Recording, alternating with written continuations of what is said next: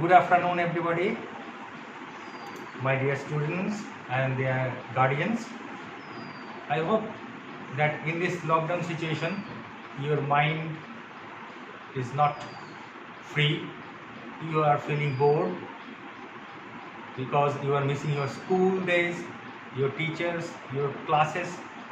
So I think that today I have to bring some fresh showers in your minds with my new lesson, that is clause. And I hope that many of you who find it very difficult will think that this clause is not at all a difficult one, rather it is an easy one. Okay, so let's get into my class. This class is scheduled for class 9 mainly, and it will be helpful to class 10 and class 8 also. So now let's get back to our class. So clause, what is clause? This question will arise. Clause is a part of a sentence having a finite verb. So clause is a part of a sentence having a finite verb. Finite verb should be there in a clause. This clause is divided into three types. What are these types?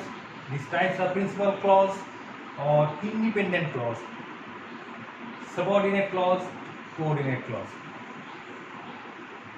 Today we will discuss on subordinate clause, but before that we should learn about what is principal clause. What is principal clause? Principal clause is a type of clause which is used in a sentence individually or independently. Here in this sentence you will find that he is a boy who has a red car. Who has a red car? I have underlined it. And this part of the sentence is called clause because here has is a finite verb. Again, while discussing about principal clause, we are coming to this sentence. He is a boy who has a red car. Here in this sentence, he is a boy is principal clause. I am writing CL instead of clause. He is a boy. Here, if we wipe out this part, he is a boy, it itself a clause and it itself has a meaning. Is a finite verb. Principal clause has a finite verb, is. Now the second part is subordinate clause. This is our main focus. What is subordinate clause? Subordinate clause is a type of clause which cannot be used with the help of principal clause. Here again, if we look at this sentence, who has a red car? Who has a red car? He is a boy. A boy. If we strike out this part, he is a boy, and take who has a red car, it doesn't make any sense. But if we use he is a boy principal clause and who has a red car with it, then it makes a sentence and it completes a meaningful sense, that is a sentence. So here who has a red car is called a dependent clause. Here you can find what I have written, dependent upon principal clause. This is the main thing. Coordinate clause. Coordinate clause is third one, which is a clause that connects two clauses, principal and subordinate. I am a boy and I go to school where I study. So now our main focus is on subordinate clause. I have told you earlier that it depends upon principal clause. This subordinate clause also has three types: noun clause or nominal clause, adjective clause and verb clause. Today we will discuss on noun clause. In my next class we will discuss on adjective clause and adverb clause. So now let's come to the point, noun clause. It is also called a nominal clause. Noun to nominal clause. Here this noun clause or nominal clause has 5 parts. That means where this noun clause is used. Number 1, subject of a verb. The nominal clause or noun clause is used as a subject of a verb. These are the examples. What cannot be cured must be endured. Here, what cannot be cured is used as a verb, but it itself a nominal clause or noun clause. So, subject of a verb must be endured. What cannot be cured. Direct object of a transitive verb. What is transitive verb? A verb which having an object, clear object. Direct object of a transitive verb. What is an object? Object, if we ask question with what, then what we get the answer is called an object. Direct object of transitive verb. He said. What he said? That he is well. This is the answer. So, here said is a transitive verb, and that he is well is called direct object of a transitive verb, but it itself is a nominal clause or noun clause. Object of a preposition. Preposition, object. These things are very important. Don't believe in what he says. Don't believe in. Here in is a preposition. What he says. Object of a preposition in. What he says.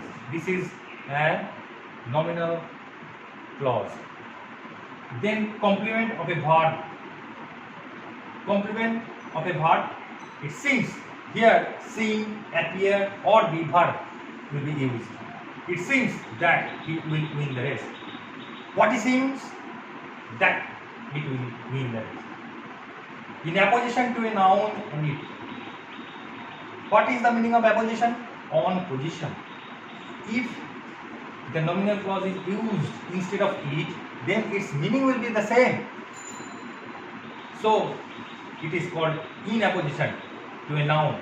The hope that he might succeed, encouraged her.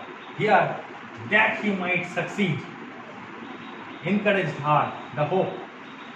This part has joined the hope and encouraged her. These two parts. So, that he might succeed. This is called apposition to a noun. Understood? These are the 5 uses of nominal clause. Hope you have understood. And now I am writing some home tasks, and before that I am zooming it so that you can see these things very clearly and write it in your exercise books.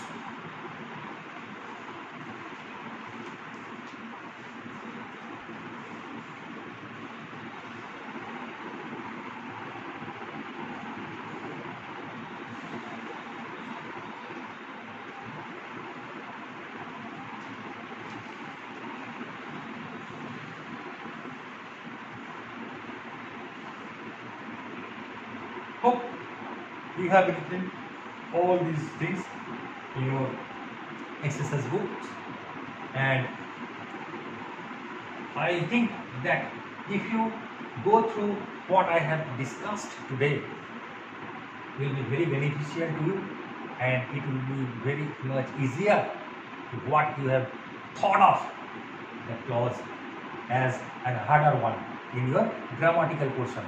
And in my next classes, I will discuss on adjective clause and adverb clause. So now I am giving you some home tasks, and before that, if you want, then I am giving you some more examples relating to this. And if I give your homework, and if you can do this successfully, hope in my next class, if I ask you some questions regarding this, hope you will get what you have said and what I have discussed very clearly. Okay.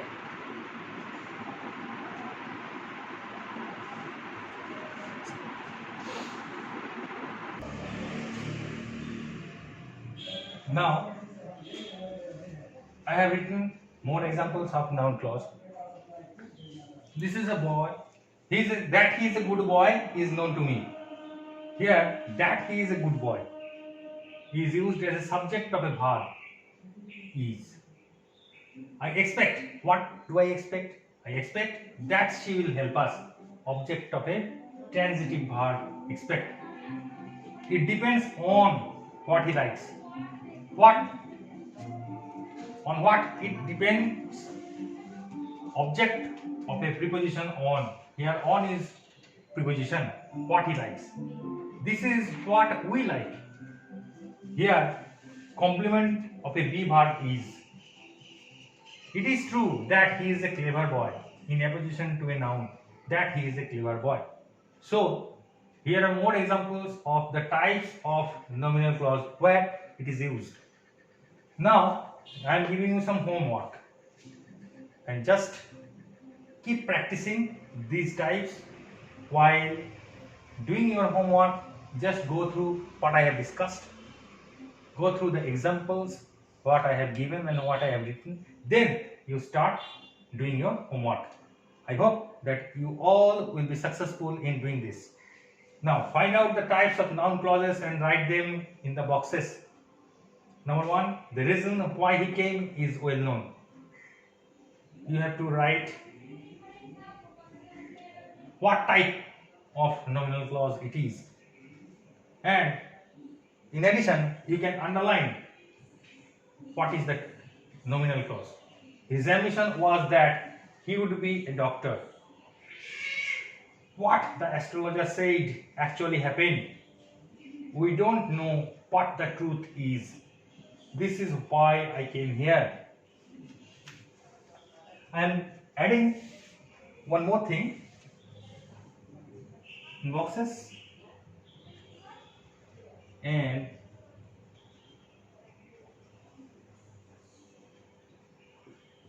underline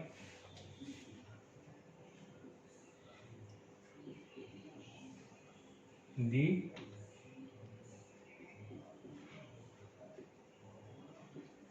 noun clauses. Understood what I have said? You have to underline the noun clauses and in the boxes you have to write what types of nominal clauses are there. So hope you have understood what I have discussed. If you liked this, just go through my YouTube channel. In the search option, you type my name Indranil Bosudhar and you can find this video. And if you want, then you can like, you can subscribe, you can comment in the comment sections, like sections there. Okay, thank you everyone. Goodbye.